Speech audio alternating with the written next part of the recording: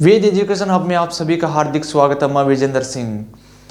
कक्षा 12 की अपन उसी श्रृंखला के अंतर्गत आज नए मैं टॉपिक के साथ में आपके साथ में रूबरू हो रहा हूँ और आज की क्लास का शुभारंभ एक मोटिवेशन कोड के साथ में करने जा रहा हूँ।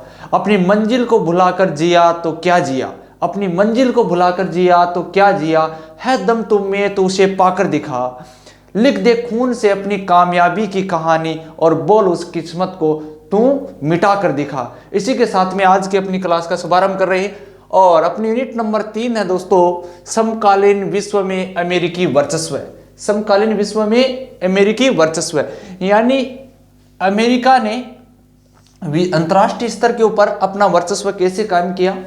ये यूनिट है दोस्तों अपनी 4 अंक की आने वाली। कितने अंक की? 4 अंक की। इसमें से 2 क्वेश्चन यानी 2 क्वेश्चन आने वाले हैं 1-1 अंक के, जिसको अपन बोलते हैं अति लघुतरात्मक, और 1 क्वेश्चन आने वाला है लघुतरात्मक यानी 2 नंबर का आने वाला है। तो वे सारे इंपॉर्टेंट क्वेश्चन इस यूनिट के मैं आपके साथ में रूबरू अभी करने वाला हूं। सबको अच्छे से देखना है और आपको जो भी समझ में नहीं आए तो कमेंट जरूर करना है, जिसको मैं आपको हर वीडियो के अंतर्गत उसका अच्छे से एनालिसिस कर सकूं। देखिए पहला क्वेश्चन है, एक ध्रुवीय शक्ति के रूप में अमेरिका, एक ध्रुवीय शक्ति के रूप में अमेरिकी वर्चस्व की शुरुआत हुई। यानी एक ध्रुवीय विश्व व्यवस्था की शुरुआत कब से मानी गई? तो शुरुआत होती है 1991। देखिए दोस्तों, आपको पता है कि 1991 दिसंबर 1991 में सोवियत संघ का क्या हो जाता है? विघटन। क्योंकि इससे पहले अपना विश्व कितने ध्रुवीय था? 2 ध्रुवीय। 2 ध्रुवीय का अंत हो गया यानी सोवियत संघ का विघटन हो गया और इसी के साथ भी अपना अंतरराष्ट्रीय राजनीति के अंतर्गत एक महाशक्ति का दबदबा कायम हो गया और वो कौन सा था? अमेरिका का वर्चस्व। वर्चस्व का अर्थ आपको पता ही है क्या होता है। वर्चस्व से शाब्दिक अर्थ या वर्चस्व का अर्थ से होता है कि अंतरराष्ट्रीय राजनीति में कोई एक शक्ति केंद्रित होना, यानी अंतरराष्ट्रीय राजनीति के अंतर्गत किसी एक देश के अंतर्गत शक्ति केंद्रित हो रहा है। एक ही देश के पास में अंतरराष्ट्रीय स्तर की शक्ति होना, यानी उसी के इर्द गिर्द सारे निर्णय लिए जाते हो, उसको बोलते हैं अपन वर्चस्व। और ये सारे का सारा काम कौन कर रहा? अमेरिका को 1991 के बाद। अब देखिए अगला क्वेश्चन है, ब्रेटन वुड प्रणाली के अंतर्गत किस प्रकार के नियम तय किए गए? कौन सी ब्रेटन वुड प्रणाली, इसके अंतर्गत किस प्रकार के नियम तय किए गए थे? तो इसके अंतर्गत अंतरराष्ट्रीय व्यापार के नियम तय किए गए। किसके? अंतरराष्ट्रीय व्यापार के नियम तय किए गए। किसमें? ब्रेटन वुड प्रणाली के अंतर्गत अंतरराष्ट्रीय व्यापार के नियम तय किए गए। अगला क्वेश्चन अपना हाईवे ऑफ डेथ, लगा लो इसको, इंपॉर्टेंट अति मोस्ट क्वेश्चन है, छपेगा एग्जाम में। हाईवे ऑफ डेथ यानी मृत्यु का राजपथ किस सड़क को कहा जाता है? मृत्यु का राजपथ किस सड़क को कहा जाता है? तो दोस्तों कुवैत से बसरा के बीच की सड़क को हाईवे ऑफ डेथ के नाम से जाना जाता है। याद रखना, कौन सी? कुवैत से बसरा के बीच की सड़क को हाईवे ऑफ डेथ के नाम से जाना जाता है। अगला क्वेश्चन अपना 4th नंबर का, ऑपरेशन इनफाइनाइट रीच। ऑपरेशन का नाम क्या? ऑपरेशन इनफाइनाइट रीच किस अमेरिकी राष्ट्रपति के आदेश से किया गया था? जो इनफाइनाइट रीच है ये कौन से अमेरिकी राष्ट्रपति के आदेश से किया गया था? तो अपने को याद रखना है बिल क्लिंटन के आदेश दिया था और इस आदेश से कौन सा इनफाइनाइट रीच जो ऑपरेशन था ये शुरू किया गया था। अगला क्वेश्चन है, किस युद्ध को कंप्यूटर युद्ध की संज्ञा दी जाती है? यानी कौन सा युद्ध था जिसको कंप्यूटर युद्ध की संज्ञा दी जाती है? तो यह था ऑपरेशन डेजर्ट स्टॉर्म। अब देखिए इन्होंने पूछा है किस युद्ध को कंप्यूटर युद्ध की संज्ञा दी जाती है। ऑपरेशन पूछा जाता है तो मेरे दोस्तों आपको लिखना ऑपरेशन डेजर्ट स्टॉर्म। युद्ध पूछा जाता है तो आप लिखोगे प्रथम खाड़ी युद्ध। क्या? प्रथम खाड़ी युद्ध। इस प्रथम खाड़ी युद्ध का ही क्या है, कूट नाम ऑपरेशन डेजर्ट स्टॉर्म है। इस प्रथम खाड़ी युद्ध का ही क्या है, कूट नाम क्या, ऑपरेशन डेजर्ट स्टॉर्म है। यानी प्रथम खाड़ी युद्ध को कंप्यूटर युद्ध की संज्ञा दी जाती है। ये बात अपने को अच्छे से याद रखनी है। क्यों दी जाती है, क्योंकि इस युद्ध के अंतर्गत स्मार्ट बमों का प्रयोग किया गया था। कौन से बमों को, स्मार्ट बमों का प्रयोग किया गया था। ये युद्ध टीवी पे दिखाया गया था, इसलिए इसको क्या कहा जाता है, कंप्यूटर युद्ध की संज्ञा दी जाती है। अगला जो क्वेश्चन है, अमेरिकन वर्चस्व के 3 क्षेत्रों के नाम बताइए। यानी अमेरिका का जो दबदबा है वो 3 क्षेत्रों के अपने को नाम बताने हैं। कौन कौन से ऐसे क्षेत्र हैं जिनमें अमेरिका का दबदबा है। तो दोस्तों 3 क्षेत्र हैं। पहला अपन बात करें तो सैन्य क्षेत्र। कौन सा क्षेत्र, सैन्य क्षेत्र। पहला है कि सैन्य। दूसरे की अपन बात करें तो सांस्कृतिक।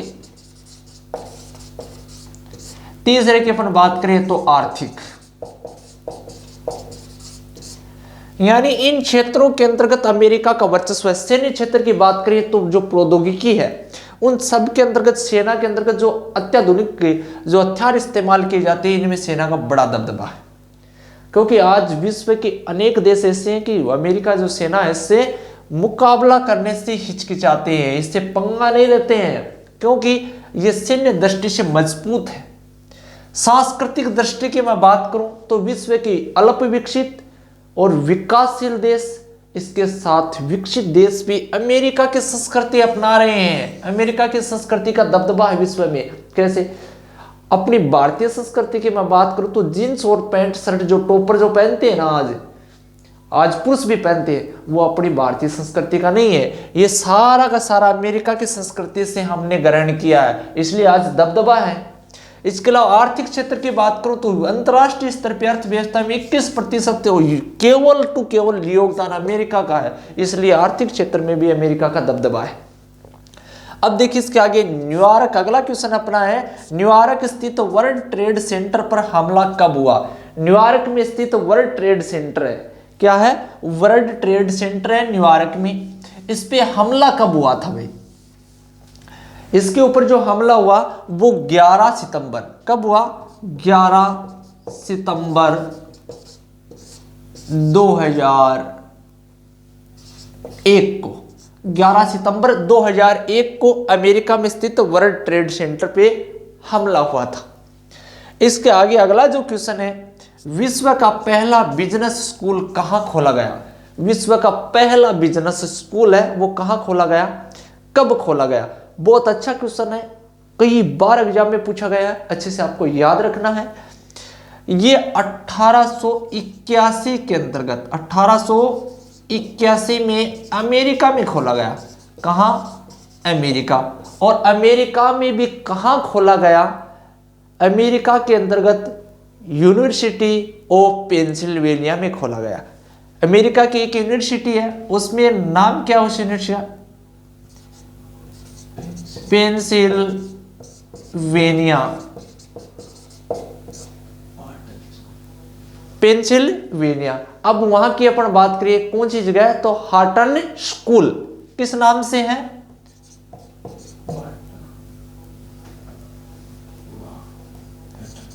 Wharton school.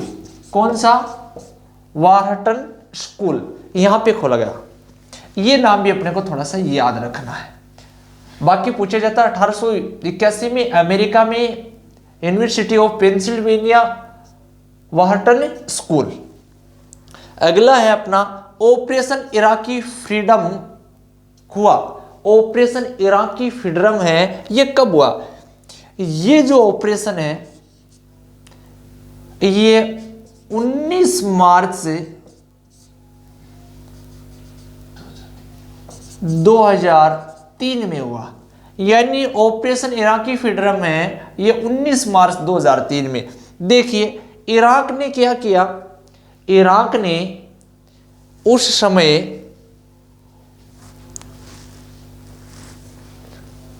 कुवैत था, कुवैत पे क्या कर लिया, अपने अधिकार जता लिया, यानी कुवैत पे अतिक्रमण कर लिया। कुवैत के ऊपर अपना अधिकार जमा लिया। किसने? इराक ने। अब इराक को संयुक्त राष्ट्र संघ ने काफी राजनीतिक तरीके से और कूटनीतिक तरीके से समझाने का प्रयास किया, लेकिन इराक ने इस बात को नहीं माना। तो संयुक्त राष्ट्र संघ ने क्या कहा कि उसके ऊपर सैनिक कार्रवाई का आदेश दे दिया। किस पे? इराक पे। और सैनिक कार्रवाई का आदेश दिया क्योंकि संयुक्त राष्ट्र संघ विश्व स्तर पे शांति की बात करता है, लेकिन इसने क्या कर दिया? संयुक्त राष्ट्र संघ ने इराक पे सैनिक कार्रवाई का आदेश दिया, तो अमेरिका के नेतृत्व में इसके ऊपर 19 मार्च 2003 को क्या हुआ? हमला हुआ और कुवैत को मुक्त कराया गया। और इसी का एक कूट नाम है ऑपरेशन इराकी फ्रीडम। ओके, अगला है हैंगमैनी शब्द की प्राचीन जड़ें हैं, यानी हैंगमैनी जो शब्द है इसकी प्राचीन जड़ें कहाँ हैं? तो इसकी जो प्राचीन जड़ें हैं वो प्राचीन यूनान में है। कहाँ है? प्राचीन यूनान में है।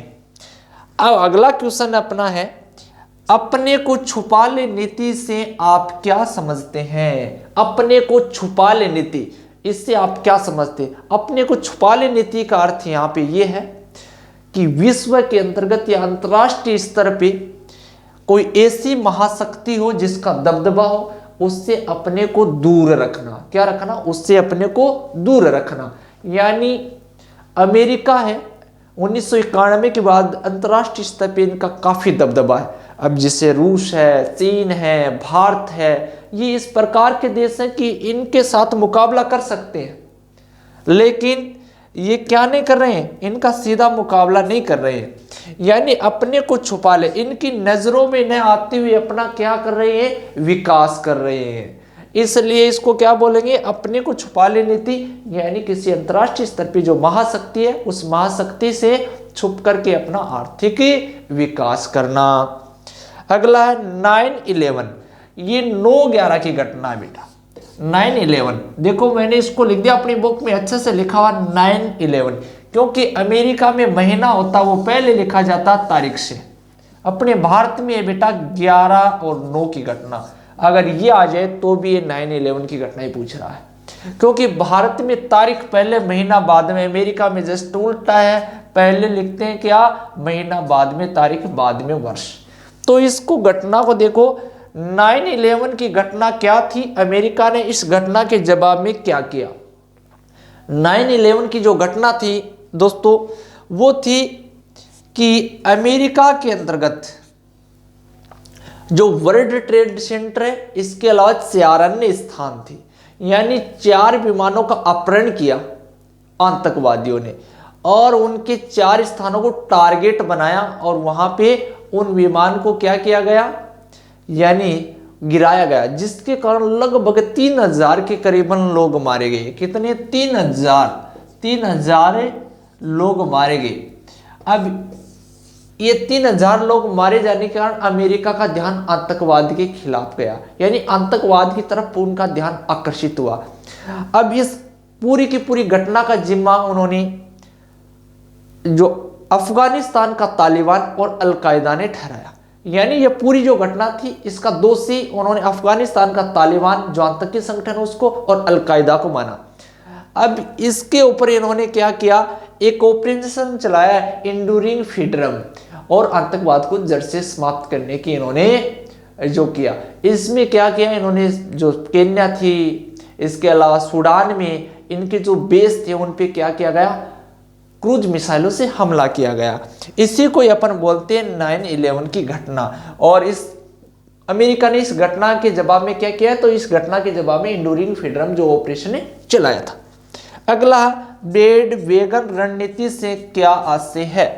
ब्रेड वेगन रणनीति से आशय दोस्तों ये है कि ब्रेड वेगन जो रणनीति है इसके तहत क्या होता है?